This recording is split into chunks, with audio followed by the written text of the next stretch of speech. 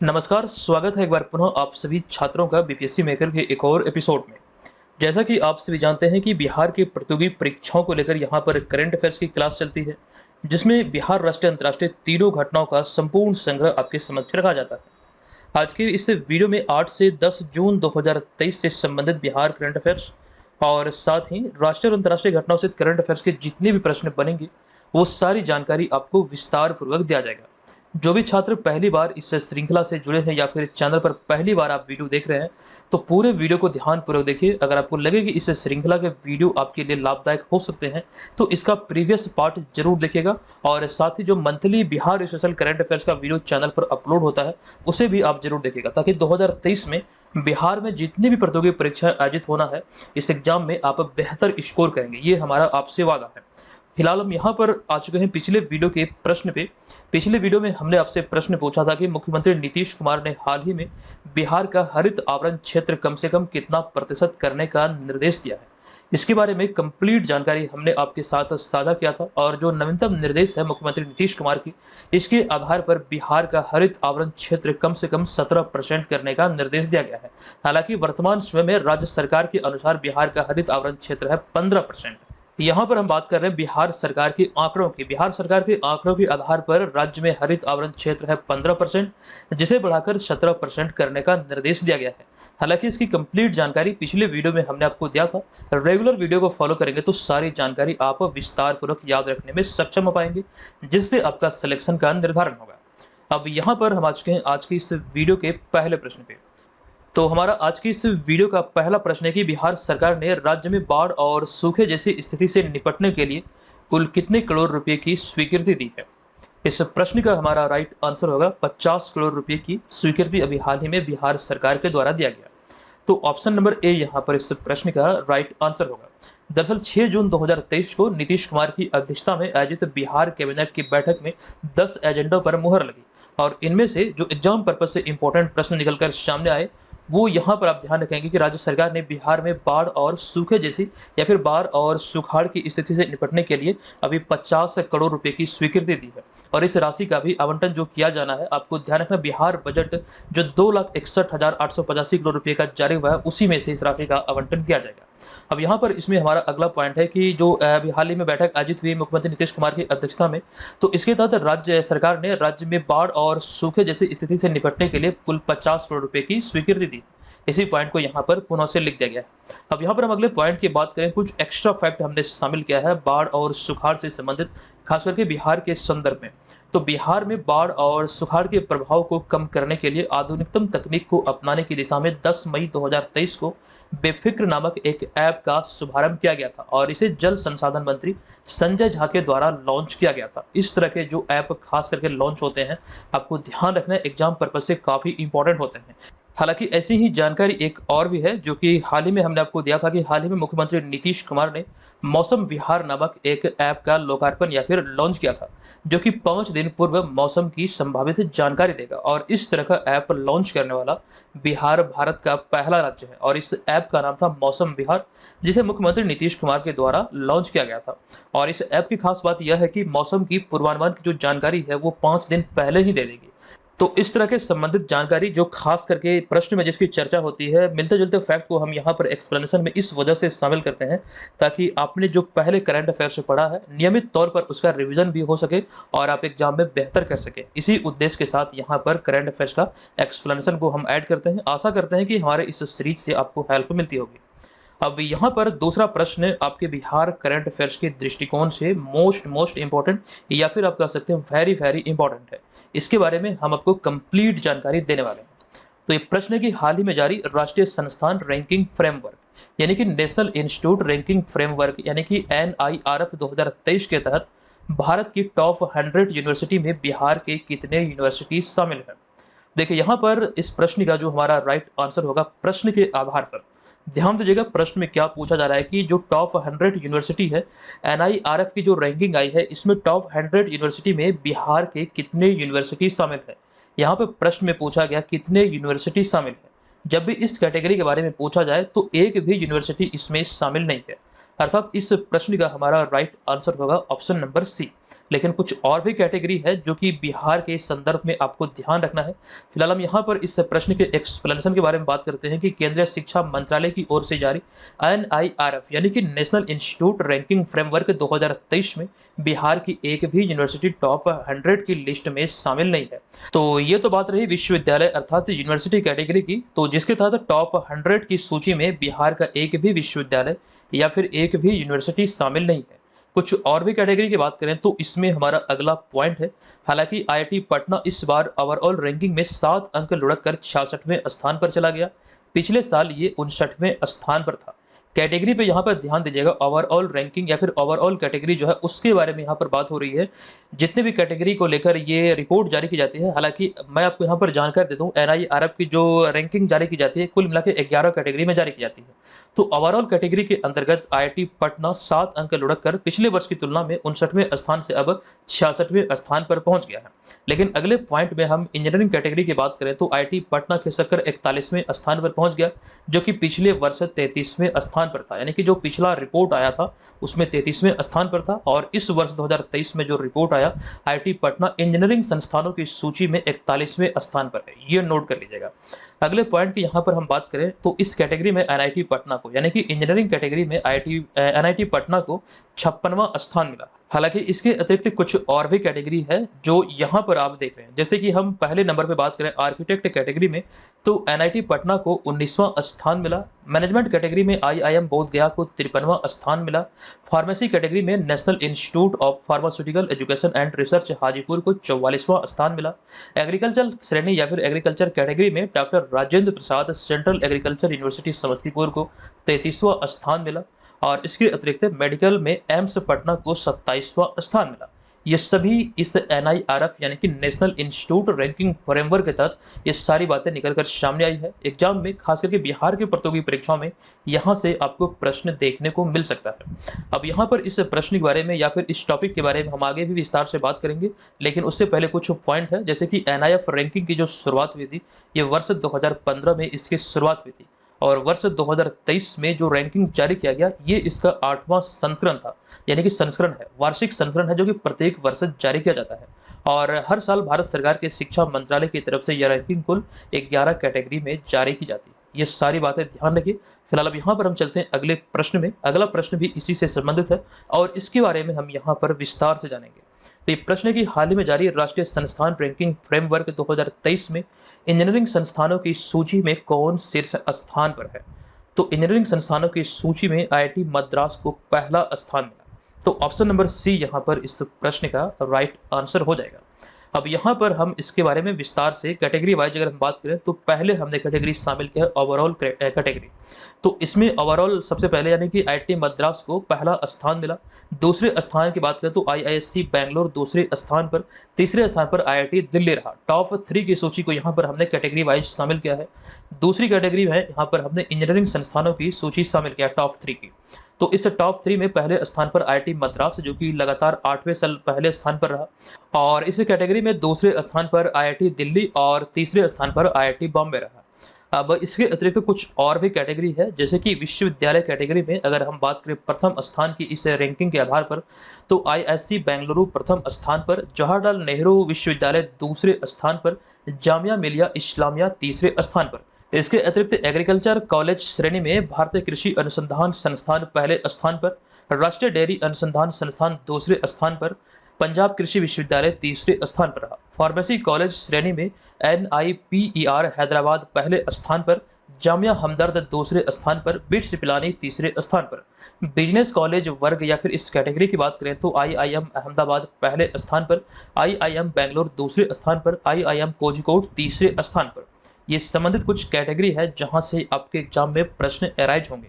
पिछले प्रश्न में बिहार के संदर्भ में जो भी प्रश्न एग्जाम में पूछे जा सकते हैं संभावित, वो सारी जानकारी हमने आपको दिया। और अगले प्रश्न में जो यहाँ पर आपने देखा वो राष्ट्रीय स्तर पर जो भी रैंकिंग जारी हुई कंप्लीट जानकारी हमने आपके समक्ष रखा है।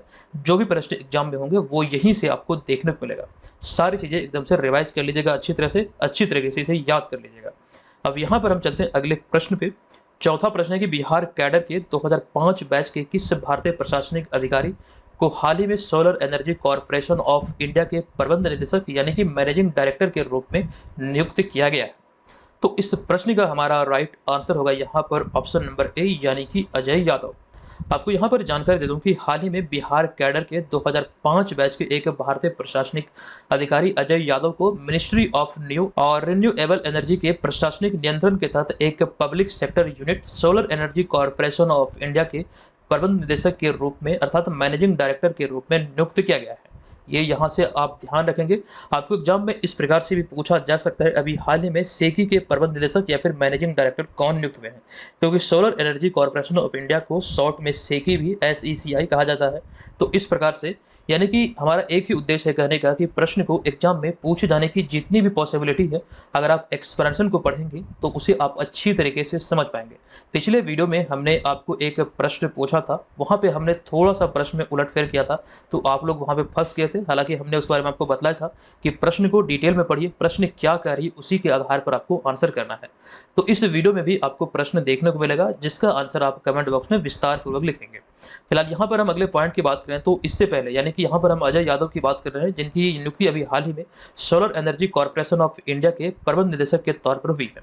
तो यहाँ पर इसमें हमारा अगला पॉइंट है कि इससे पहले वे भारत सरकार में संयुक्त सचिव के रूप में यानी कि गवर्नमेंट ऑफ इंडिया के अंतर्गत संयुक्त सचिव पद पर वे कार्यरत थे।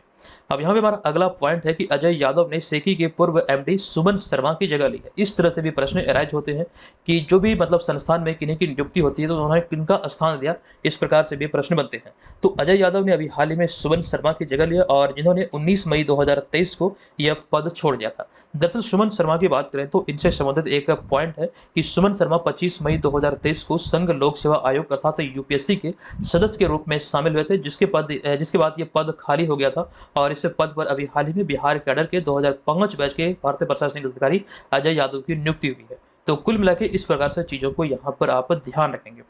चलते हम यहाँ पर अगले प्रश्न पे। पांचवा प्रश्न है कि निम्नलिखित में से कौन हाल ही में संयुक्त राष्ट्र महासभा के 78वें अध्यक्ष के रूप में चुने गए हैं। बहुत सारे छात्र यहाँ पर कंफ्यूज करेंगे, हालांकि वो कंफ्यूजन मैं आपका यहाँ पर दूर करूंगा। प्रश्न को पहले यहाँ पर पढ़िए कि हाल ही में संयुक्त राष्ट्र महासभा के 78वें अध्यक्ष के रूप में कौन चुने गए हैं। संयुक्त राष्ट्र नहीं बल्कि यहाँ पर संयुक्त राष्ट्र महासभा की बात किया जा रहा है। संयुक्त राष्ट्र का एक अंग है संयुक्त राष्ट्र महासभा और संयुक्त राष्ट्र महासभा के 78वें अध्यक्ष के रूप में अभी हाल ही में डेनिस फ्रांसिस को चुना गया है, जिन्हें आप यहाँ पर इस तस्वीर में देख रहे हैं। अब यहाँ पर आपको जानकारी दे दूं कि संयुक्त राष्ट्र महासभा संयुक्त राष्ट्र अर्थात यूनाइटेड नेशन के 6 प्रमुख अंगों में से एक है। ये 6 प्रमुख अंग कौन कौन से हैं इसकी जानकारी हमने आपको कई बार दिया है। फिलहाल यहाँ पर हमारा अगला पॉइंट है कि हाल ही में डेनिस फ्रांसिस को संयुक्त राष्ट्र महासभा के 78वें अध्यक्ष के रूप में चुना गया है। अब यहाँ पर सवाल ये उठता है कि डेनिस फ्रांसिस कहाँ के रहने वाले हैं, ये भी आपके एग्जाम पर्पज से इंपॉर्टेंट है। तो यहाँ पर अगले पॉइंट में आप देख रहे हैं कि वे कैरेबियन देश है त्रिनिदाद टोबैगो यानी कि TT के नागरिक है। इस देश को शॉर्ट में TT भी कहा जाता है। देश का पूरा नाम है त्रिनिदाद टोबैगो। तो यहीं के मूल रूप से वे नागरिक हैं डेनिस फ्रांसिस, जो अभी हाल ही में संयुक्त राष्ट्र महासभा के 78वें अध्यक्ष के रूप में चुने गए हैं। हालांकि हम बात करें यहाँ पर संयुक्त राष्ट्र की, तो मूल जो संस्था है संयुक्त राष्ट्र, इसकी स्थापना हुई थी 24 अक्टूबर 1945 को और वर्तमान में संयुक्त राष्ट्र के जो महासचिव हैं यह है एंटोनियो गुटेरस, जो कि पुर्तगाल के हैं और वे 1 जनवरी 2017 से इस पद पर है। अब यहाँ पर छात्र कन्फ्यूज कैसे करेंगे, अगर एग्जाम में प्रश्न पूछा जाएगा कि हाल ही में संयुक्त राष्ट्र महासभा के 78वें अध्यक्ष कौन चुने गए हैं, तो मुझे लगता है कि बहुत सारे छात्र यहाँ पर कन्फ्यूज करके एंटोनियो गुटेरस इसका राइट आंसर करेंगे। वास्तव में इसका राइट आंसर होगा डेनिस फ्रांसिस, लेकिन जब भी संयुक्त राष्ट्र की सिर्फ और सिर्फ बात होगी तो उसका आंसर होगा आपका एंटोनियो गुटेरस, जो कि पुर्तगाल के रहने वाले हैं। तो इस कन्फ्यूजन का शिकार आपको नहीं होना है, डिटेल में हमने आपको जानकारी दिया है। इन छोटी छोटी गलतियों को सुधार कर ही आप सिलेक्शन का निर्धारण कर सकते हैं, क्योंकि एक छोटा सा एक जो प्रश्न होता है अगर उसे आप गलत करते हैं तो आपका जो रैंक होता है वो हजारों की संख्या में नीचे गिरता है। तो इस चीज़ का ध्यान रखिएगा। सीट बहुत कम होती है, तो छोटी छोटी गलती को सुधार करके आप सिलेक्शन का निर्धारण करेंगे। फिलहाल यहाँ पर हम अगले पॉइंट की बात करें। यहाँ पर संयुक्त राष्ट्र के 6 अंगों के बारे में हमने आपको जानकारी दिया है। हालांकि यहाँ पर जानकारी यह भी है कि इन 6 अंगों की जो स्थापना हुई थी वर्ष 1945 में संयुक्त राष्ट्र की स्थापना के समय ही की गई थी। इन 6 अंगों की बात करें तो आप यहाँ पर भी देख सकते हैं कि संयुक्त राष्ट्र के जो 6 अंग हैं उनमें सबसे पहला संयुक्त राष्ट्र महासभा, उसके बाद सुरक्षा परिषद, अंतर्राष्ट्रीय न्यायालय जिसका मुख्यालय हेग नीदरलैंड में है, और चौथा है संयुक्त राष्ट्र आर्थिक और सामाजिक परिषद, पांचवा संयुक्त राष्ट्र न्याय परिषद और अगला जो छठा है यह है संयुक्त राष्ट्र सचिवालय। ये संबंधित है संयुक्त राष्ट्र के 6 अंगों में। तो ये सारी बातें यहाँ से ध्यान रखेंगे। 1948 से हर साल 24 अक्टूबर को संयुक्त राष्ट्र दिवस मनाया जाता है। ये जानकारी आपको याद होगा, कई बार हमने आपके साथ साझा किया है। फिलहाल यहाँ पर हम इसे स्किप करते हुए चलते हैं अगले पॉइंट पे। संयुक्त राष्ट्र की स्थापना जब हुई थी 24 अक्टूबर 1945 को। संयुक्त राष्ट्र अधिकार पत्र पर 50 देशों के हस्ताक्षर के साथ इसकी स्थापना हुई थी और वर्तमान में इसके सदस्य देशों की बात करें तो 193 देश संयुक्त राष्ट्र के सदस्य हैं और इसका मुख्यालय मैनहट्टन टापू न्यूयॉर्क अमेरिका में है। आधिकारिक भाषाओं अर्थात ऑफिशियल लैंग्वेज की बात करें संयुक्त राष्ट्र की तो अंग्रेजी, फ्रांसीसी, रूसी, स्पेनिश, अरबी और चीनी ये आधिकारिक लैंग्वेज है संयुक्त राष्ट्र के। महासचिव है एंटोनियो गुटेरस, अभी हमने आपको जानकारी दिया, ये पुर्तगाल के रहने वाले हैं। नेक्स्ट हमारा यहाँ पर छठा प्रश्न है कि निम्नलिखित में से किसने हाल ही में विश्व बैंक के 14वें अध्यक्ष के रूप में पदभार संभाला है। हालांकि इसकी जानकारी जब ये घोषणा हुई थी तब भी हमने आपको जानकारी दिया था, लेकिन अब हाल ही में इन्होंने पदभार संभाला है तो ऐसे में प्रश्न को पुनः हमने यहाँ पर शामिल किया है ताकि आपका रिवीजन भी हो जाए। तो यहाँ पर इस प्रश्न का जो हमारा राइट आंसर होगा ये है ऑप्शन नंबर ए, यानी कि भारतीय मूल के अमेरिकी नागरिक अजय बंगा अभी हाल ही में विश्व बैंक के 14वें अध्यक्ष के रूप में कार्यभार संभाला है, जिन्हें आप यहाँ पर इस तस्वीर में देख रहे हैं। अब यहाँ पर आपको जानकारी दे दूं कि भारतीय मूल के अमेरिकी नागरिक अजय बंगा ने हाल ही में विश्व बैंक के अध्यक्ष का पदभार संभाला है। दरअसल 3 मई 2023 को अजय बंगा को विश्व बैंक के 14वें अध्यक्ष के तौर पर चुना गया था और उनका कार्यकाल अगले 5 साल का होगा। 3 मई 2023 को 14वें अध्यक्ष के रूप में वे चुने गए थे, लेकिन अभी हाल ही में उन्होंने कार्यभार संभाला है और वे अगले 5 साल तक इस पद पर बने रहेंगे। यहाँ पर हमारा अगला पॉइंट है अजय बंगा से संबंधित, ये प्रश्न आपकी एग्जाम में पूछे जा सकते हैं। तो अजय बंगा विश्व बैंक और अंतर्राष्ट्रीय मुद्रा कोष यानी कि इंटरनेशनल मॉनिटरिंग फंड की अध्यक्षता करने वाले पहले अश्वेत व्यक्ति है या फिर पहले भारतीय मूल के व्यक्ति हैं। ये पॉइंट एग्जाम पर्पज से इंपॉर्टेंट है, ध्यान रखिएगा, कहीं एक जगह जरूर नोट कर लीजिएगा।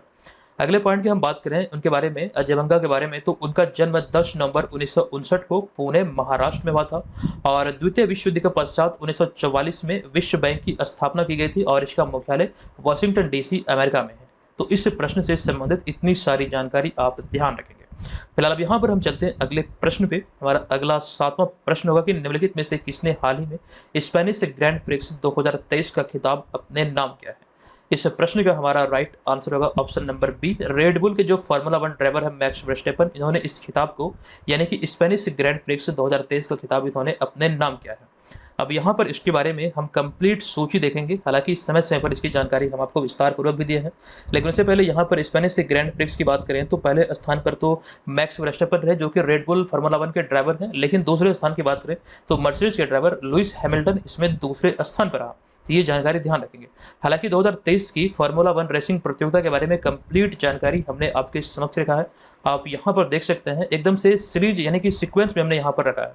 तो पहले जो बहरीन ग्रैंड प्रिक्स आयोजित हुआ, इस खिताब को मैक्स वर्स्टेपन ने अपने नाम, और उसके बाद जितने भी ग्रैंड प्रिक्स आयोजित हुए जैसे कि Saudi Arabian, Australian, Azerbaijan, Miami, Emilia Romagna grand prix जो कि अभी हाल ही में ये पोस्टपोन हुआ है, ये आयोजित होगा कुछ समय बाद, ये जब अपडेट होगा तो हम आपको जानकारी जरूर देंगे।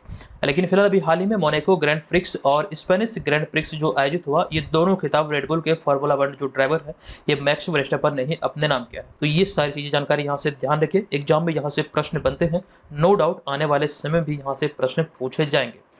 चलिए अब यहाँ पर हम चलते हैं अगले प्रश्न पे। तो अगला हमारा 8वां प्रश्न है कि हाल ही में अभिनेता गुफी पेंटल का 78 वर्ष की आयु में निधन हुआ है। बताएं कि बी.आर. चोपड़ा द्वारा निर्देशित प्रसिद्ध महाभारत टीवी शो में उन्होंने किनका किरदार निभाया था। ये बहुत ज़्यादा प्रसिद्ध हुआ था ये किरदार, जिस वजह से मुझे लगता है कि ये आपके एग्जाम में पूछे जा सकते हैं, जिस वजह से यहाँ पर हमने शामिल किया है। आप यहाँ पर इन्हें तस्वीर में भी देख सकते हैं, गुफी पेंटल इनका नाम है। महाभारत जो कि एक टीवी शो थी जो कि बी.आर. चोपड़ा द्वारा निर्देशित थी, बहुत ज़्यादा प्रसिद्ध हुई थी। इस टीवी शो में गुफी पेंटल ने शकुनी का रोल निभाया था, शकुनी का किरदार निभाया था, जो कि आपको ध्यान रखना है दुर्योधन के मामा के तौर पर इन्होंने शकुनी का किरदार निभाया था। इसकी जानकारी यहाँ पर आप देख सकते हैं कि महाभारत में दुर्योधन के मामा शकुनी का किरदार निभाने वाले मशहूर एक्टर गुफी पेंटल का हाल ही में 78 वर्ष की आयु में निधन हो गया और उनका जन्म 4 अक्टूबर 1944 को पंजाब में हुआ था। वे पेशे से एक इंजीनियर भी थे। अब अगले प्रश्न पे जाने से पहले एक जानकारी आपको दे दूं, जो छात्र घर बैठे रहकर बीपीएससी एग्जाम की तैयारी में लगे हैं तो खास करके ये ध्यान रखिएगा, आपका जो एग्जाम प्रस्तावित है ये 30 सितंबर 2023 को होना है, समय बहुत नज़दीक है, ऐसे में अब ज़रूरत है कि आप टेस्ट सीरीज़ के माध्यम से अपनी तैयारी का आकलन करें। क्योंकि किसी भी एग्ज़ाम के दृष्टिकोण से जो टेस्ट सीरीज़ होता है, वो एक अहम रोल प्ले करता है। इसके माध्यम से आप अपनी तैयारी का आकलन कर पाते हैं, आप ये जान पाते हैं कि आगामी एग्ज़ाम के दृष्टिकोण से आप कितने प्रिपेयर हैं। तो इस लिहाज से हमने एक कोर्स लॉन्च किया था बीपीएससी मेकर ऐप पर, हालाँकि आप इसे जॉइन कर सकते हैं, जिसमें ये तमाम मटेरियल जो आप यहाँ पर देख रहे हैं, वो सभी आपको इस कोर्स में मिलने वाला है। 40 फुल लेंथ प्रैक्टिस सेट है, जिसके माध्यम से आपकी तैयारी का आकलन सही तरीके से होगा। टेस्ट सीरीज जो इसमें है, कुल मिला के 40 है, ये जानकारी यहाँ पर मैं आपको दे दूँ। और इसके अतिरिक्त जो सेक्शनल टेस्ट है करंट अफेयर्स का, इसकी संख्या है 20, जिसके माध्यम से करंट अफेयर्स और साथ ही साथ जो फुल लेंथ टेस्ट होगा, इसके माध्यम से आपकी तैयारी का बेहतर तरीके से आकलन होगा। हालाँकि इस कोर्स में आपका सिलेबस आधारित नोट्स, संपूर्ण बिहार जीके, करंट अफेयर्स का पूरा पैकेज 2022 से अब तक का मंथली सारा नोट्स आपको मिल जाएगा। और डेली बेसिस पर जो यहाँ पर क्लास चलती है, वो तमाम पीडीएफ फाइल आपको इस कोर्स में मिलने वाला है। इसके अतिरिक्त बीपीएससी का जो प्रीवियस ईयर पेपर है, वो सभी इसमें आपको मिलेंगे। नो डाउट इसके माध्यम से आपकी तैयारी बेहतर होगी। हजारों छात्र इसमें ज्वाइन कर चुके हैं, तो आप भी जरूर ज्वाइन कीजिए। एप्लीकेशन पर अभी आपको कोई भी प्रोमो कोड की आवश्यकता नहीं है। ये इसका जो कोर्स फी है, ये 799 रुपये है। ऑलरेडी हमने इसे घटाकर 399 कर दिया है। तो बिना कूपन कोड डाले आप इस ऑफर का लाभ उठा के इसमें जरूर ज्वाइन कीजिए। निश्चित तौर पर ये आपके लिए बहुत ज़्यादा लाभदायक सिद्ध होगा। चलिए फिलहाल अब यहाँ पर हम चलते हैं अगले प्रश्न पे। तो ये प्रश्न है कि सड़क परिवहन एवं राजमार्ग मंत्री नितिन गडकरी द्वारा किस राज्य में हाल ही में 1450 करोड़ रुपए की 4 परियोजनाओं का उद्घाटन किया गया।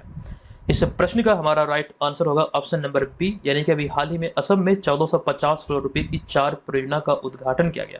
ये जानकारी यहाँ पर दर्शाया गया कि सड़क परिवहन एवं राजमार्ग मंत्री नितिन गडकरी ने 5 जून 2023 को असम में 1450 करोड़ रुपए की 4 परियोजनाओं का वर्चुअली उद्घाटन किया है, यानी कि आभासी तौर पर यानी कि कह सकते हैं वीडियो कॉन्फ्रेंसिंग के माध्यम से इसका उद्घाटन अभी हाल ही में सड़क परिवहन एवं राजमार्ग मंत्री नितिन गडकरी के द्वारा किया गया। बिहार के संदर्भ में कुछ जानकारी यहाँ पर हमने आपके समक्ष रखा है। फरवरी 2023 में एक रिपोर्ट आई थी, उसी रिपोर्ट के आधार पर यहाँ पर हमने सारी जानकारी आपके समक्ष रखा है।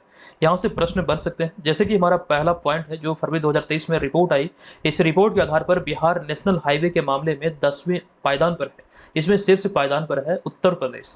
यानी कि अगर हम बात करें नेशनल हाईवे एनएच की, तो अगर यहाँ पर फरवरी 2023 की रिपोर्ट को देखें तो जो बिहार राज्य है अपना, राज्यों की श्रेणी में 10वें स्थान पर है। पहले स्थान पर है पड़ोसी राज्य उत्तर प्रदेश। हालांकि वर्तमान में बिहार राज्य में 43 नेशनल हाईवे है, जिनकी कुल लंबाई 4917 किलोमीटर है। ये नेशनल हाईवे की लंबाई की बात यहाँ पर हो रही है। हमारा अगला पॉइंट है कि बिहार में राष्ट्रीय राजमार्ग NH31 सबसे लंबा राष्ट्रीय राजमार्ग तथा राष्ट्रीय राजमार्ग संख्या NH 133 भी सबसे छोटा राष्ट्रीय राजमार्ग है। तो ये भी आप यहाँ पर ध्यान रखिए। मौजूदा समय की बात करें तो NH31 ये सबसे लंबा राष्ट्रीय राजमार्ग है, जबकि NH 133B जो है ये राज्य का सबसे छोटा राष्ट्रीय राजमार्ग है। ये यहाँ पर ध्यान रखेंगे। अगले पॉइंट की बात करें तो पर्यटन मंत्रालय की हालिया जो रिपोर्ट आई थी, इस रिपोर्ट के आधार पर विदेशी पर्यटकों को बहाने के मामले में राज्य में बिहार 9वें स्थान पर है।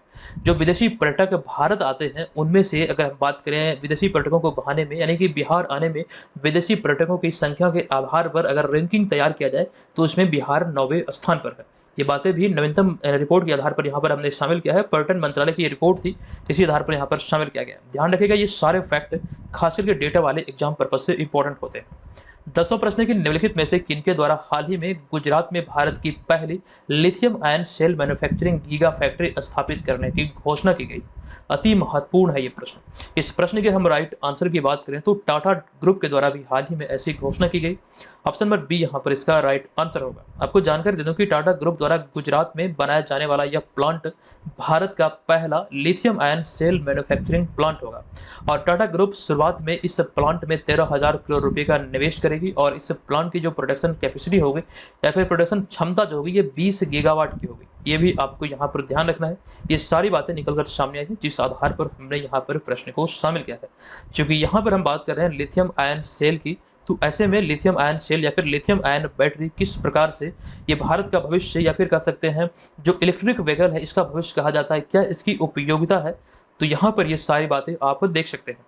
तो लिथियम आयन जो बैटरी होती है तेजी से चार्ज होती है तथा लंबे समय तक चलती है, तथा इस बैटरी की ये भी खासियत होती है कि पुनः चार्ज करने योग्य होती है, यानी कि इसे बार बार चार्ज किया जा सकता है, जो कि एक लॉन्ग लास्टिंग बैटरी भी इसे कहा जाता है।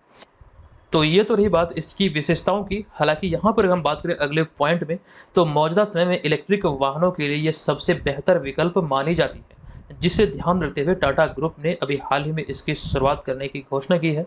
तो कहीं न कहीं अपने इलेक्ट्रिक वाहनों के लिए जो इलेक्ट्रिक वाहन का निर्माण अब करने में लगी है टाटा कंपनी, तो कहीं न कहीं इसके लिए एक विकल्प के तौर पर ये देख रही है। तो ये भी यहाँ पर आप ध्यान रखेंगे।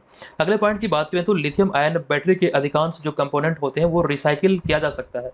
तो ये भी एक बहुत बड़ी बात है जो कि अब पूरी मतलब दुनिया जो है वो लिथियम आयन बैटरी की तरफ भाग रही है। हालाँकि लिथियम के बारे में एक जानकारी हमने आपको कुछ समय पहले दिया था, जम्मू कश्मीर से संबंधित ये पॉइंट है, जो कि हाल ही में भारत के जम्मू कश्मीर में लिथियम का एक विशाल भंडार मिला था। ये जानकारी हमने आपके समक्ष रखा था, जो कि चर्चे का विषय था पूरी दुनिया में, और ये लिथियम का सबसे विशाल भंडार है जो कि अभी हाल ही में जम्मू कश्मीर मिला है। इसकी पुष्टि अभी हाल ही में भारत सरकार ने की है। हालाँकि बिहार के संदर्भ में बात करें तो बिहार के जमुई जिले को लेकर केंद्र सरकार ने पुष्टि की थी कि भारत में जितने भी स्वर्ण खदान है, उनमें से 44% जो स्वर्ण है वो बिहार के जमुई में है।